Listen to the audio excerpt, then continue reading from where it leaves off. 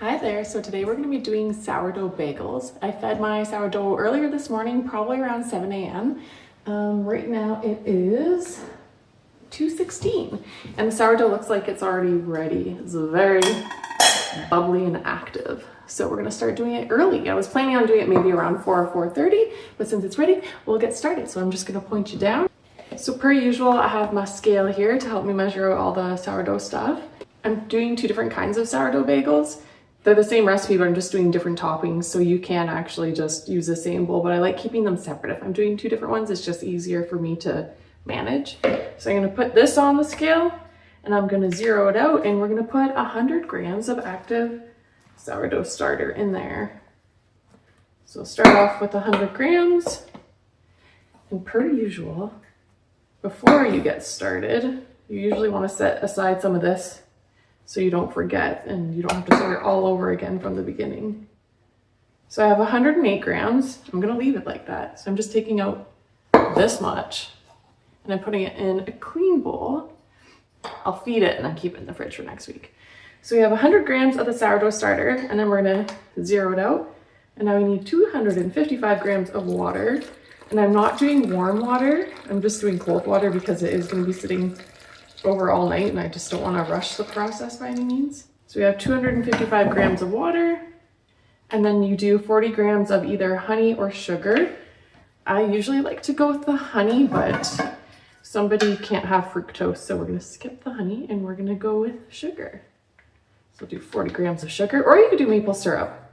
I don't know if I've tried maple syrup yet. I just find maple syrup has a super strong taste, so I don't like to do maple syrup. So I just use organic cane sugar for mine. So 40 grams of sugar. Now we need 10 grams of salt.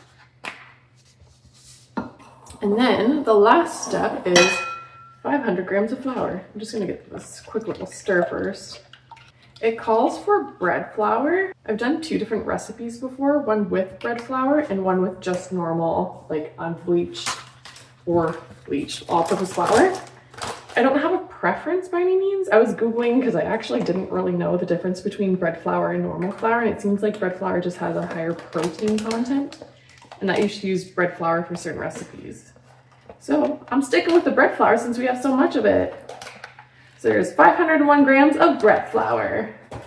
And then the next step is just to mix it. So we're gonna mix it, and then I'm gonna hand mix for 10 minutes too after once this is mixed up.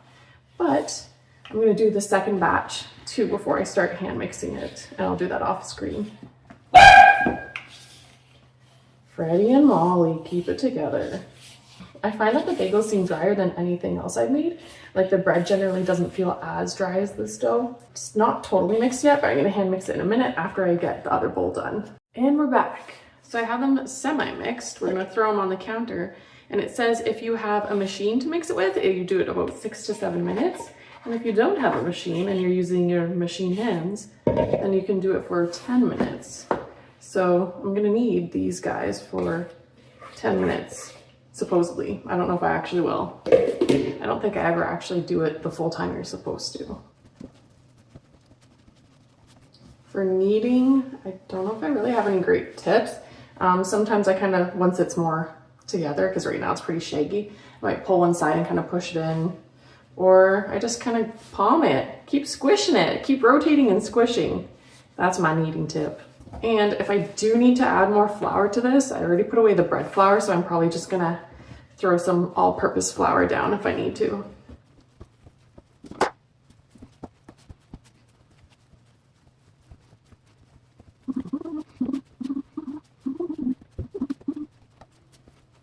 I'm gonna turn off the camera and I'll just knead off camera because I'm sure nobody wants to see me knead for 10 minutes. And I probably won't even do 10 minutes if I'm being real. I'll be back. Not gonna lie, I'm pretty proud of myself. I think I might have kneaded them for 10 whole minutes. I don't know because I didn't actually look at the time, but it feels like it's been 10 minutes. So once you're done kneading them, you can just throw them back in the bowls that you mix them in, or you can use clean bowls. I always just use the bowls that I'm using. So this is what they look like up close. Smoother, I guess, a little crunkly. Maybe it hasn't been 10 minutes. That's as good as it's getting.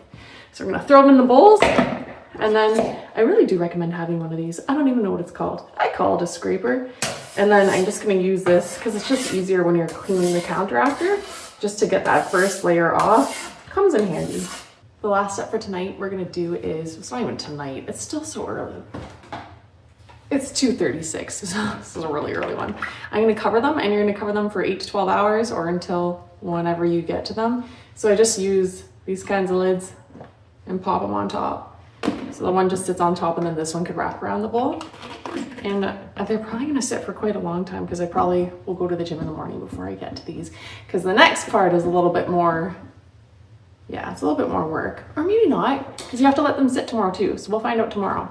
See you in the morning. Good morning, we're back, and it is around 7 a.m. and we're gonna check out the dough and see how much it grew overnight.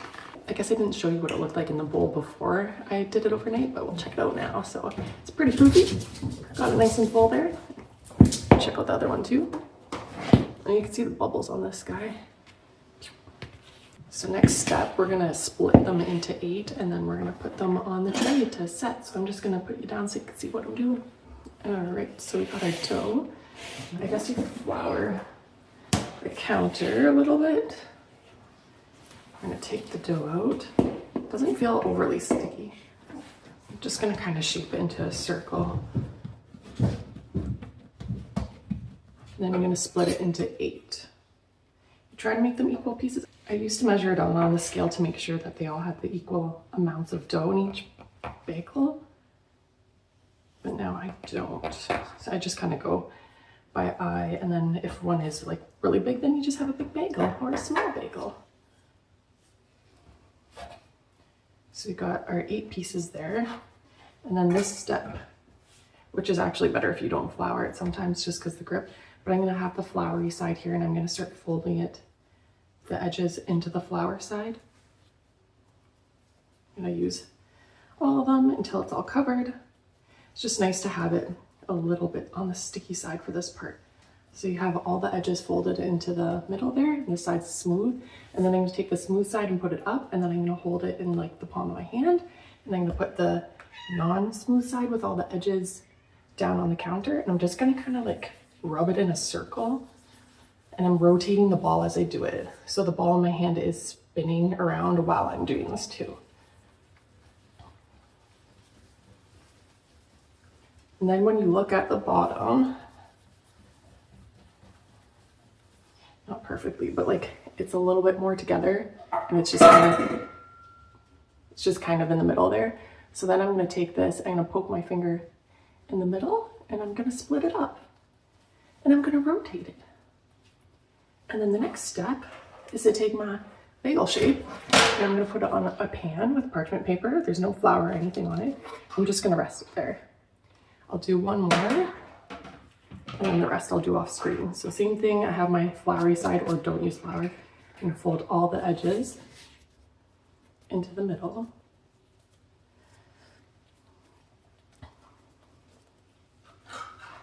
And then I'm gonna take the smooth side and put it towards the ceiling, put my palm on top, and give it a little spinorama.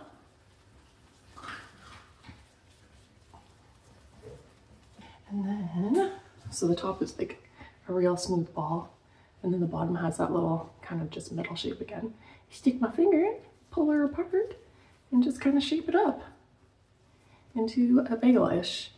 When you do this, when I do it anyway, half the time the hole kind of disappears. So I'm just gonna plop that beside its friend, and I will be back. So I have all my bagels shaped and on the pan. I'll show you. Ooh, that's heavy. So there they are, and there's some very small ones and some big ones, but I'll take it. Sometimes you want a small bagel. Okay, sorry. For the last step, now you're just gonna cover them. I'm just gonna use the lids that I had. You could probably use some better than that, and I'm probably gonna need another one because I'm not gonna cover them all, so I'm just gonna grab one more lid and throw it on top just so they don't dry out. You're gonna let them sit for 30 minutes to an hour. I'm probably gonna let mine sit closer to 2 hours just because I have to step out, and then I'll be back and I'll show you what they look like for size, just to see how much bigger they get. I want to give you a better view just in case you want to check out the size difference. So there they are there. Probably could have spread them out a little more. I just didn't because I wanted the lids to fit over top of them, but they don't fit anyway. So I will be back in a couple of hours. It is 7:35, so I'll let you know what time I come back and we'll check them out and see what they look like and do the last step. Actually, there's 2 more steps.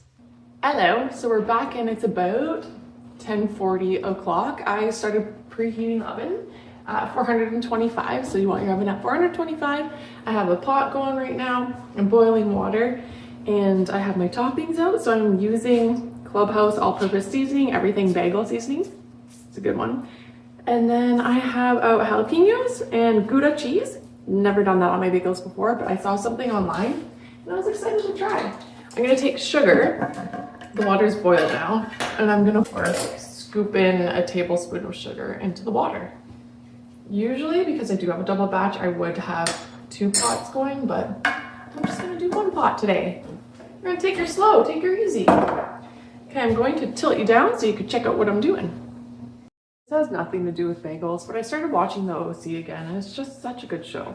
So the water is boiled. I have my tablespoon of sugar in there. I'm gonna start, and I'm gonna take, I should show you what the bagels look like. So they did get, she's really boiling, quite a bit bigger. I let them sit for far longer than I was supposed to, but that's okay. I do that quite often, and everything always seems to turn out okay. So I haven't changed anything yet. So if you can see basically the hole's gone. So if you wanted to, you could re-stretch it. I don't really care that much about a hole in my bagel, so I don't usually. So I'm gonna take this, and I'm going to place it into the very boiling, bubbling water. And the pot is less than half full. I just don't want the bagels touching the bottom at all. And you don't want to overcrowd the pot either. So I'm going to put, I think, 4 in, and you're going to cook it 2 minutes each side. And I'm currently using my phone, so I don't have a timer, but I'll look at the clock here. So 10:41, we'll take them out at 10, well, we won't take them out. In 10:43, we're going to flip the bagels. So it's pretty much 10:43. We're gonna just take, I have a slotted spoon, and I also turned the temperature down. So it was boiling, now I have it at like medium. So we're just gonna take the spoon and we're gonna flip the bagels over and do another 2 minutes. And I don't know, because I didn't have the greatest angle before, but when I put the bagels in, they weren't this big. So they did definitely grow in the water. So I should point out too that the bagels I left rising for like 2.5 hours. No, longer than that, almost 3 hours, 7:30, I think, right? Anyway, it's -30 outside right now. So that's part of the reason that you can do that. Sorry, I just got distracted. When you flip the bagels back to the nicer side, I always put it on the tray so like the smoother side is on the top, because there is a smoother side. I can kind of show you. This side is not the smooth side. So I flip it again in the pot, put it back on the smoother-ish side, just because it's cuter on that side. All right, back to the bagels. It's -30 outside, so the house isn't exactly that warm. So I feel like that's why it's also okay that I leave it for so long. If it was summer and the house was super, super hot, the bagels might like rise incredibly fast. So maybe I wouldn't leave it as long, but in the winter, it seems to do fine with the rising and stuff.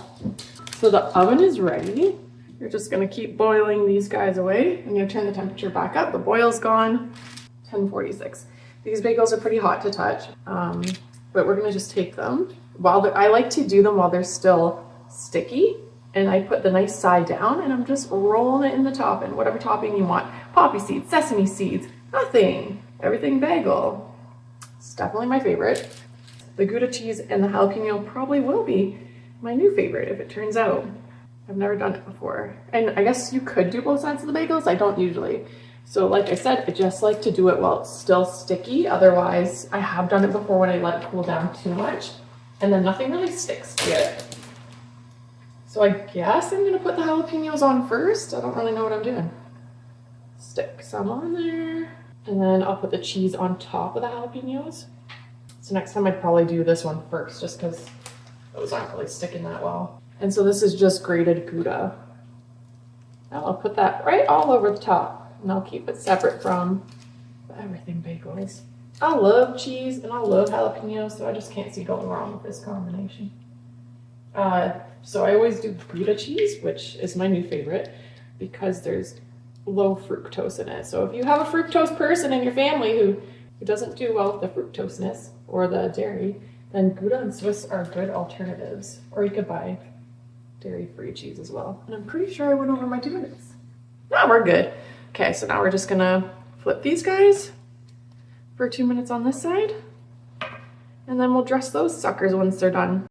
All right, we're back. It's about 11 o'clock, a couple minutes too, and we're gonna pop all the bagels in the oven at 425 degrees for 25 minutes. You don't have to rotate them halfway through. If I'm around and I remember, I will rotate them halfway through. So here are the bagels. Hopefully they turn out well.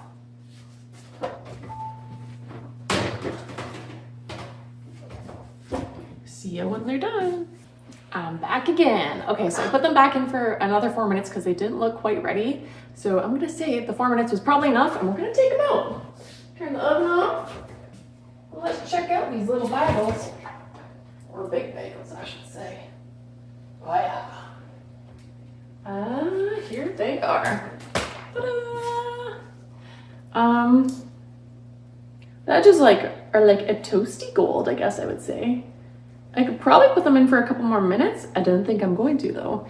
And I'm just gonna let them cool for a bit and then I'll slice into one and we can check out the crumb. I'll be back. Little shout out to Shauna, who's never gonna see this video. This is a bread knife I've been using. It's an insulation knife. It's found in the tool department of hardware stores. Her mom said it makes a great bread knife and she's super right and I love the handle. It's a great little knife. So I'm gonna cut and we're gonna check out the crumb. I got little toasty bums there. So this is the everything bagel. And it's just making a mess everywhere, as expected. So here is the middle of that one. Got a nice crumb. And now we'll check out the Gouda. My favorite's Gouda. Oh my gosh, it's hot. And this one also has a toasty little bun there. And here's the inside. Creamy as well. I know sometimes people like watching people eat. I don't. I think it's weird. Maybe it's an ASMR thing. And I don't like people watching me eat, but I'm gonna try it. Molly wants to try it. I would say it's a spicy jalapeno. Oh God.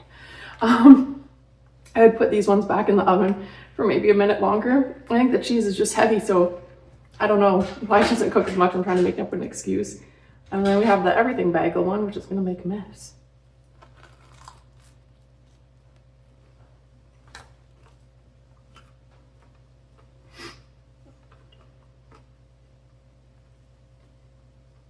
Clearly I don't really eat like a lady. Anyway, both really good. So I said to put them in for 25 minutes. I would do, depending on your oven, maybe 30 minutes. The bottoms are toasty, but I would do it maybe so I'd see a little bit more browning on the edges there. But I'm probably just gonna toast them when I eat them anyway, so they are gonna get more toasty and more crunchy. Thanks for watching.